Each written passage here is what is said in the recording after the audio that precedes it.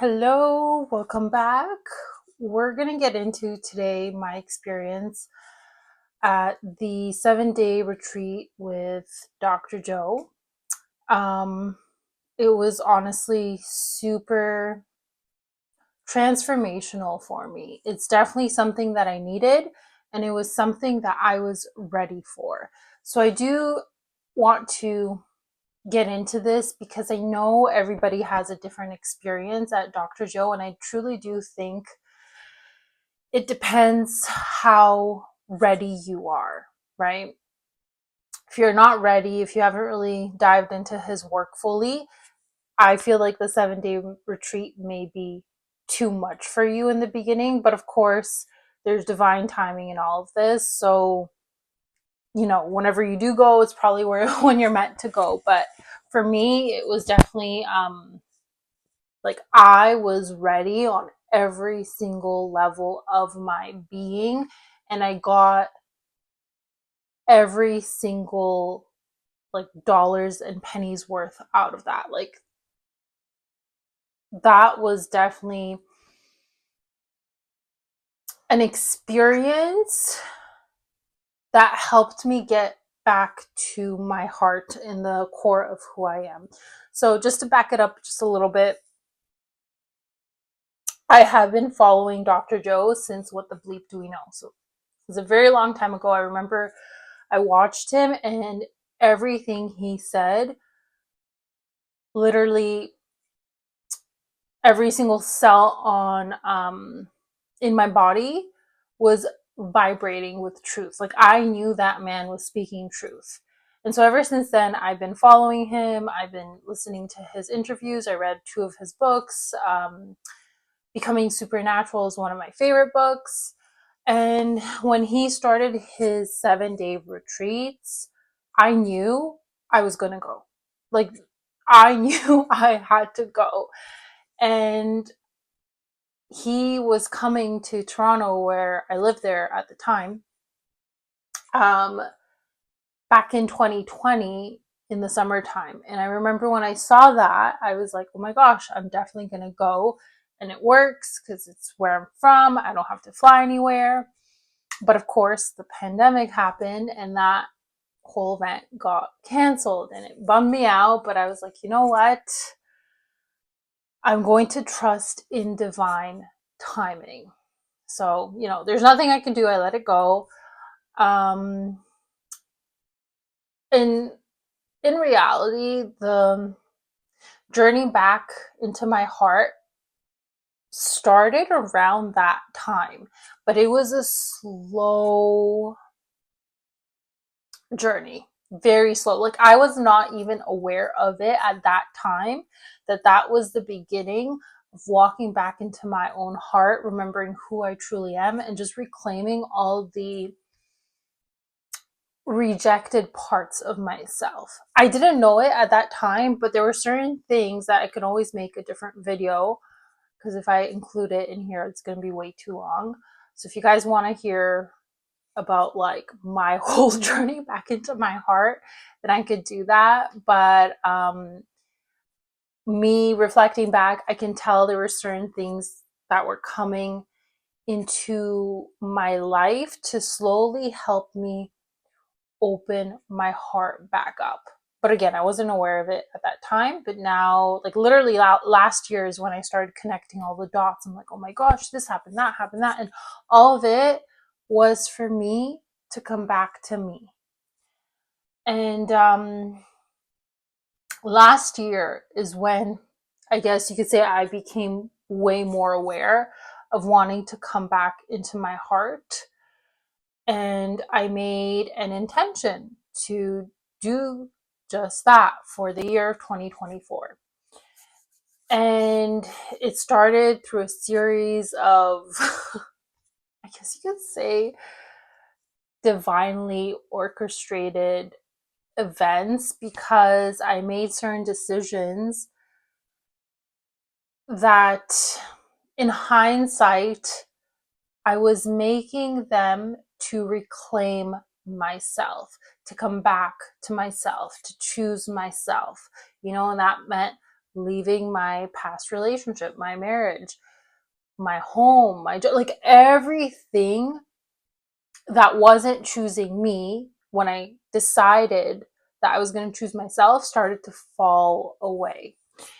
And I went on my first solo trip at the end of June to Calgary, and that was so amazing because I learned so much about myself and that I can actually, go and have a solo trip and have fun by myself and meet new people.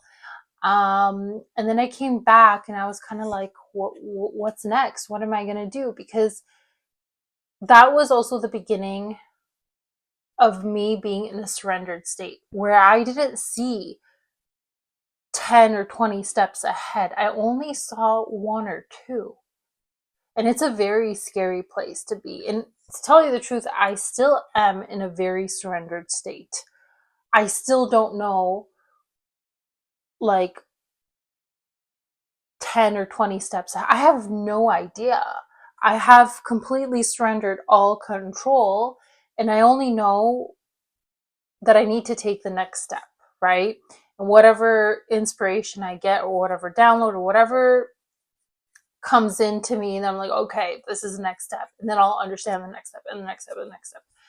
Anyway, so I came back from that trip and I was like, okay, like what now?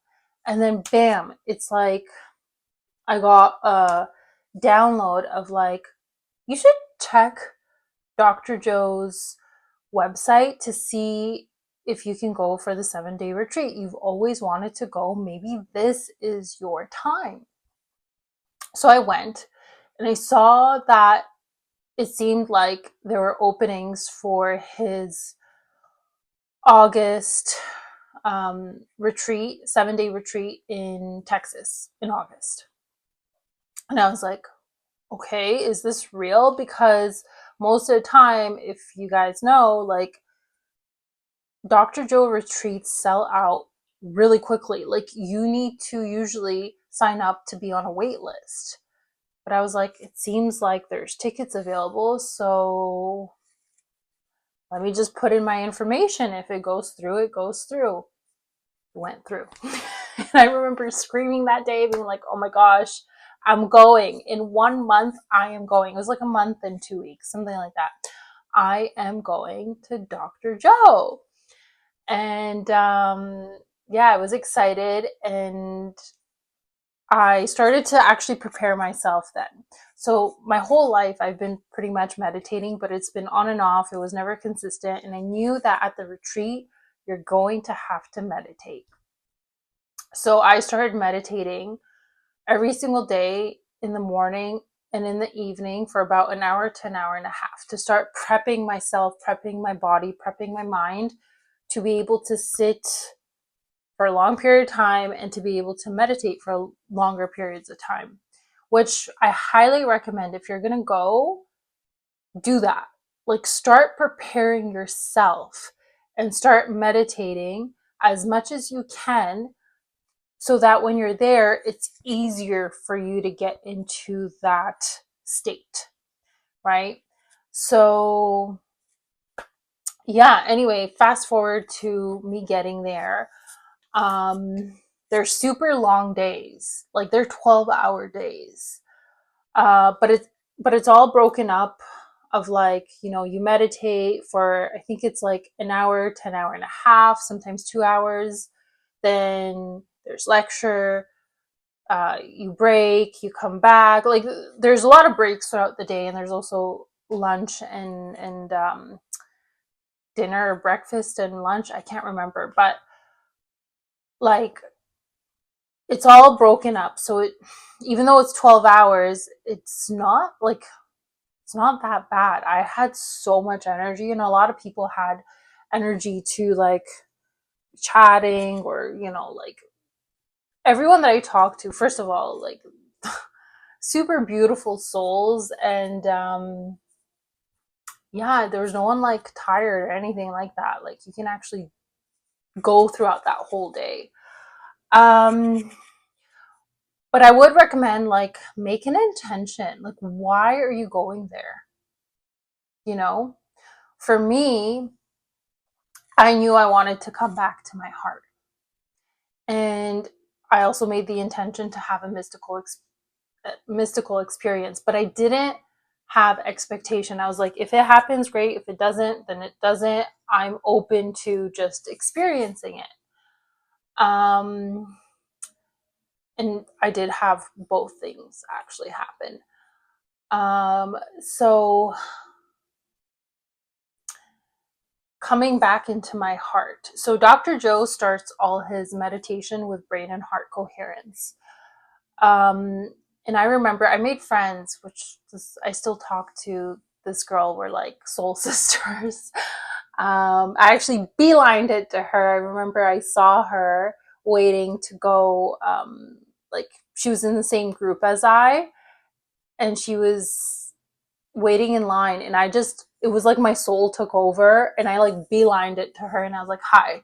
And since then we've been friends, and everyone thought we knew each other. It's like, no, we actually met today. But anyway, I just remember that, when Dr. Joe gets people to tap into their heart, a lot of people can access those feelings of love, compassion, and joy, and it makes them tear up. And I remember hearing people like cry out of happiness and bliss. And my friend that I made, her name's Cindy, and she would also be crying out of like this beautiful feeling. And I knew intuitively that it wasn't out of sadness, it was just out of like, oh my gosh, this beautiful feeling of love. And I remember I'd be talking to her and some other people of like, I really wish I could feel that, because I felt nothing. Like there was nothing in here. I'm like, I don't get what you guys are feeling. I don't feel it. But I knew what they were feeling was real. And I wanted to feel that myself. And I kept obviously going at it, and I kept having that intention to come back into my heart. And I believe it was day 3 or day 4, I started to feel something, but not love, nothing blissful, but pain. And it was the type of pain that I feel like most people would be scared of.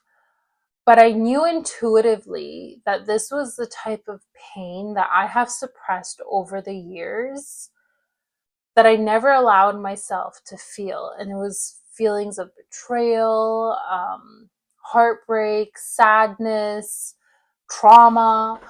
And I just never allowed my heart to feel. So I knew that that's what was happening.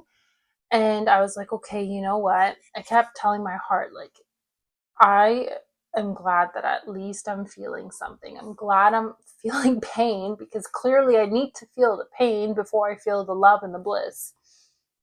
And so I kept telling my heart, like, thank you. Thank you. I'm going to feel this. I'm going to transmute this. I'm going to be here and alchemize this pain. And this pain lasted nonstop for 3 days straight.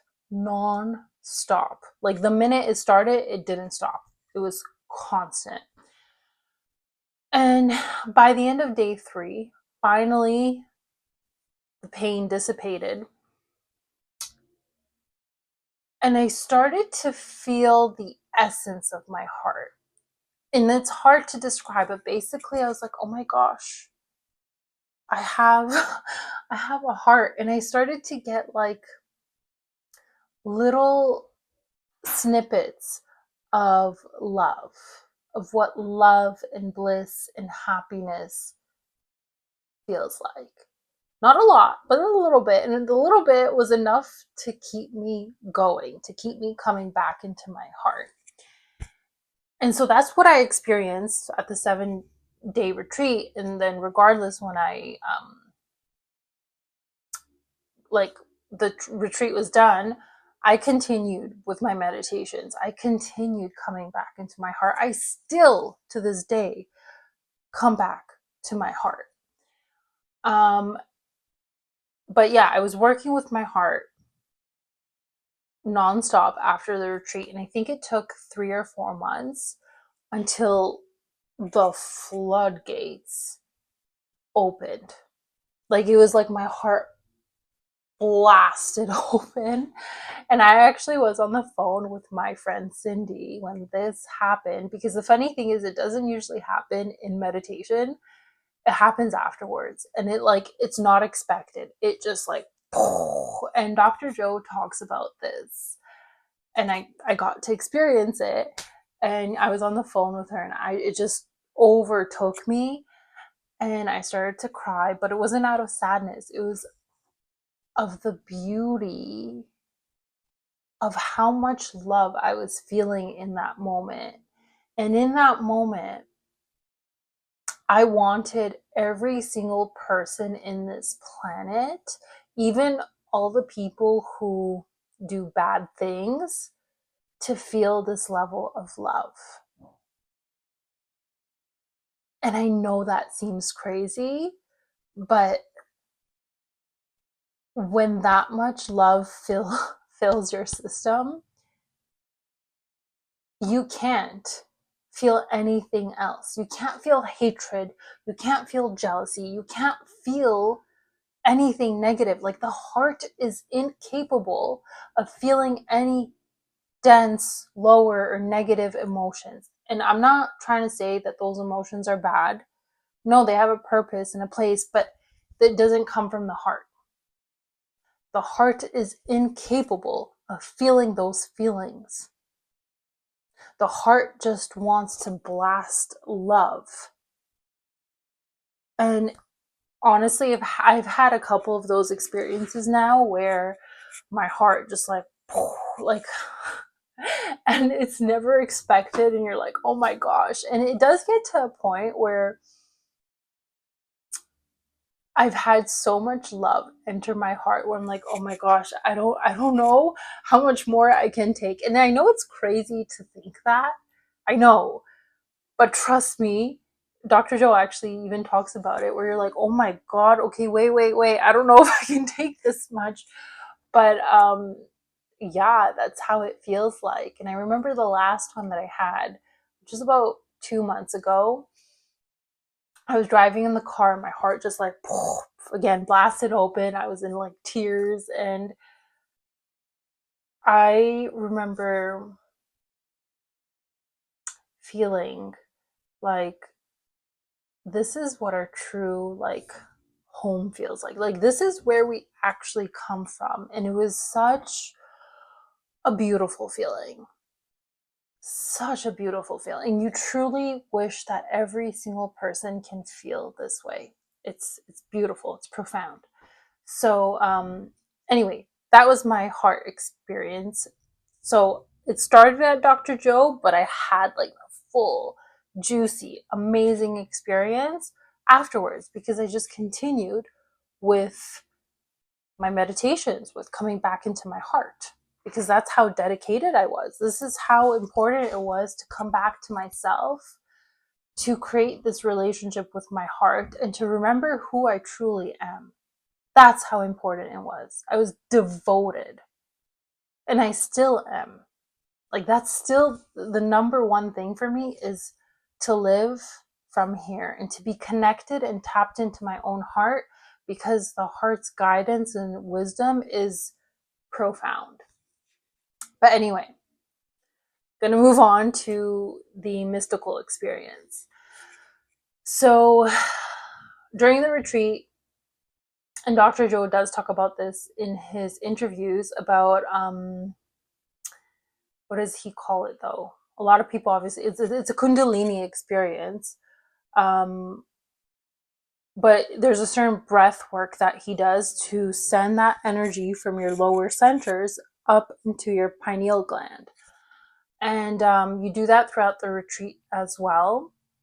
And I remember, again, like, I wasn't really experiencing anything, and like so many people were, and they like use, most of the time people like yell out. And I even remember thinking like, is that real? Like, are you actually being real? How are you not controlling that? And I shouldn't have said that, because I ended up having my own experience, and it's not something you can expect or predict. And it actually was with his different breath work. So towards the end of the retreat, he introduces a different breath work. And it was in that breath work that I had a Kundalini experience. So I actually like kind of blacked out, and I regained consciousness when I was screaming. And no, it's not like your typical scream. It definitely is a different type of scream. And I remember I got aware of that. I'm like screaming. I'm like, oh my God, I am that person.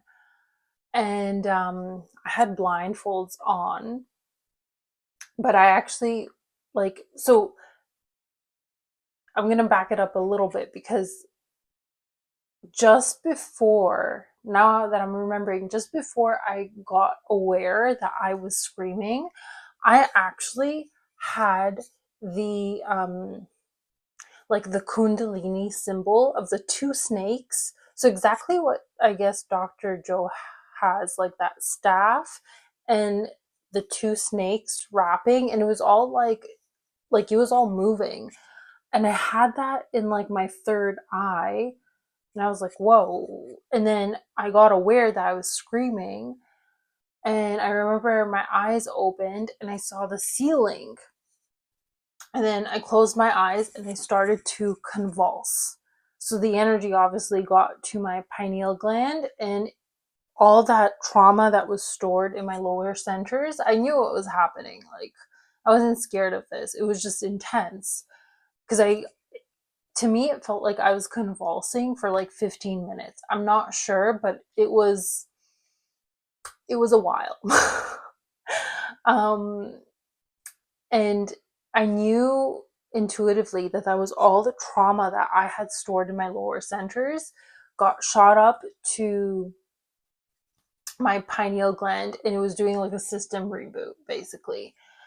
And also I found it fascinating how my intuition, my guides, I don't know, like basically gave me a sign of like, hey, what you're about to experience is a Kundalini experience. Because like I said just before, I literally saw the snakes and the staff or something like right in the middle. And yeah, I got aware when I screamed, and then I was convulsing. But the thing that really got me was like, wait a minute, why can't I see the ceiling? Because I was like, wait, did I forget to put my blindfolds on? Maybe I didn't, maybe, And so when I finally came back to, um, I remember the first thing I did, and finally I slowed down. So the funny thing is, I stopped convulsing right when, because Dr. Joe tells us to like lie down and just surrender. So it's funny because I was still sitting in my chair. I'm like, oh my God, he's telling us to lie down now. And I had to like slide off of my chair while I'm like, my whole body's like convulsing. And I was still convulsing on the floor. And finally, when everyone was coming to, I finally stopped. And the first thing I did was like, I touched my eye mask and I was like, oh my God, I'm wearing an eye mask. And throughout the whole retreat, I never looked at the ceiling. Like, who looks at the ceiling? You're looking at Dr. Joe or the projectors, or you're meditating with your blindfolds on. So, yeah, I touched my face. I'm like, I'm wearing blindfolds. So now I took my blindfolds off. I'm like, I have to now see what the ceiling looks like. And if it looks like what I actually saw in my experience, and yes, the exact same ceiling. So that was my mystical experience. And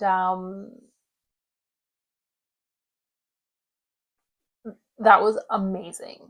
like an amazing experience. The whole retreat was an amazing experience, and I highly recommend. I would definitely go again. I actually want to go to his advanced follow-up, and then I want to do his 10-day, just because like I I even was like, okay, the amount he charges, he undercharges, because they're 12-hour days, with one of the days being, I think, like 14 or 16 hours or whatever, because you start way earlier. It was worth everything. But I will say, it does take a certain kind of individual to go to these things, to these retreats. And you have to be someone who holds yourself accountable, because at the end of the retreat, you do feel like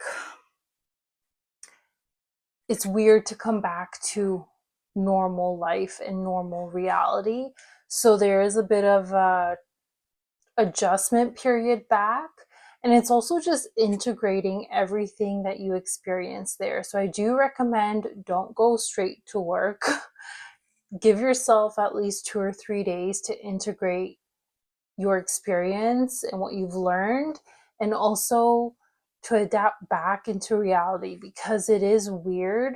And I know a lot of people do talk about, like, oh, I wish there was more support, etc., etc., etc. And though, yes, I felt the same thing, thankfully, the friend that I made, Cindy, we were actually constantly in communication, going through a whole death and rebirth process, because you do naturally upgrade your system, right? And it is weird, and you will, well, I can't say this for everyone, but I know for myself, I went through a major death and rebirth process, and I actually lost a lot. But I was just losing my old life, because I was no longer that person. I was like an upgraded version of myself, and I was operating at a different frequency, which just means that I now need to live a different kind of life.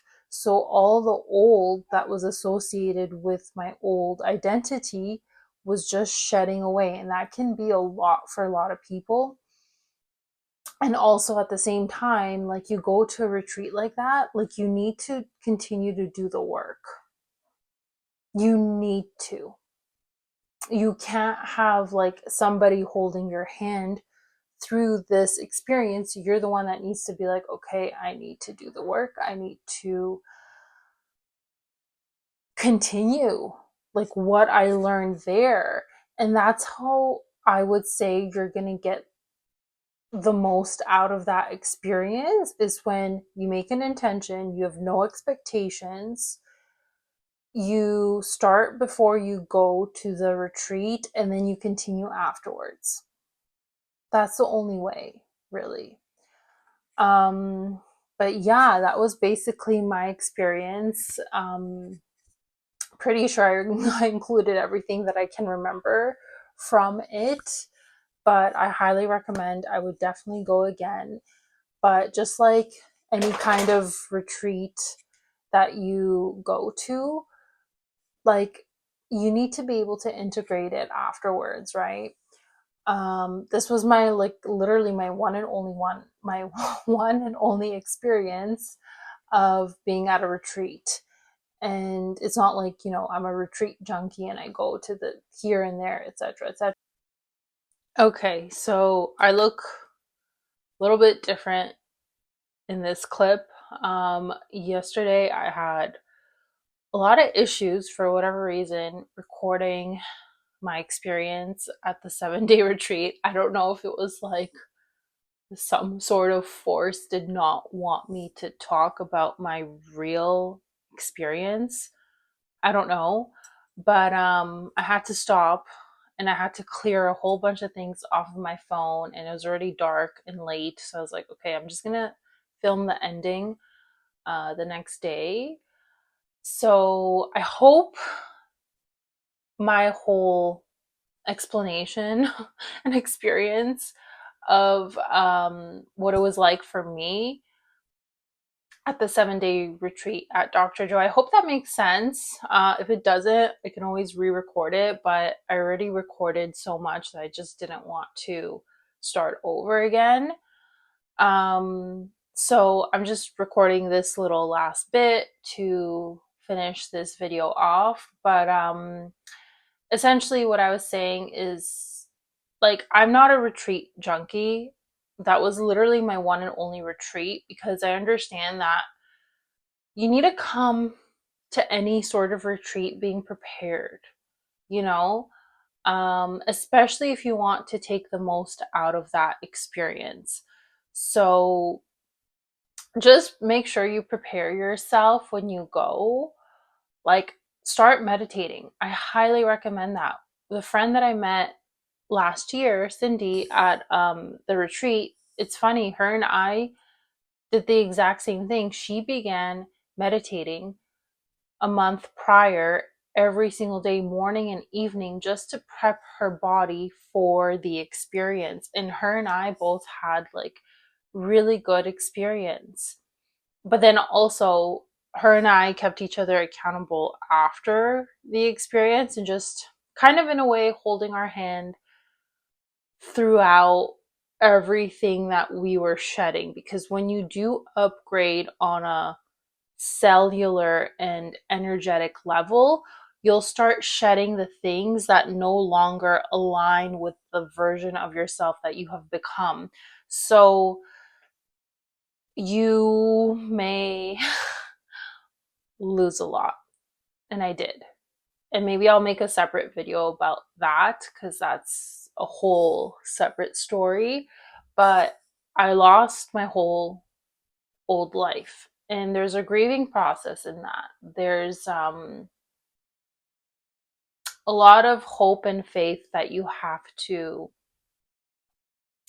maintain and build within yourself, just trusting that you are headed in the right direction. So to change, to upgrade, to transform your life, it's not an easy process. It takes a lot of grit, a lot of faith, a lot of surrender, a lot of trust. But it's worth it. And I'm even saying this not being at the final destination. I still have, like, my journey is still going on, and I don't see the final destination. I have an idea. It's more of like the feeling. I know I want to embody and be when I'm there, but at the same time, you get there when you are embodied in your body, of feeling like, you know, you're living your best life ever. Anyway, I hope this resonated with you. If you've been to his retreat, please share below. I would love to hear your experience. I know everybody has a different experience, and this was mine. And I hope, like, if you are planning on going, I hope I inspired you to at least start doing the work that you need to do before you go to this 7-day retreat. Set your intentions, don't have any expectations, and just be open to whatever you experience, whoever you meet, and just know that it was all divinely orchestrated. Anyway, I'm going to leave it at there, because I'm sure this video is going to be long enough. I'll see how this video went, because I had such a nightmare yesterday recording it, which was probably why you've seen all the cuts, because I'm just like, my phone just kept stopping. I don't know. It was a lot. Anyway, I'm going to end it here. Let me know how this resonated, and I'll see you on the next one.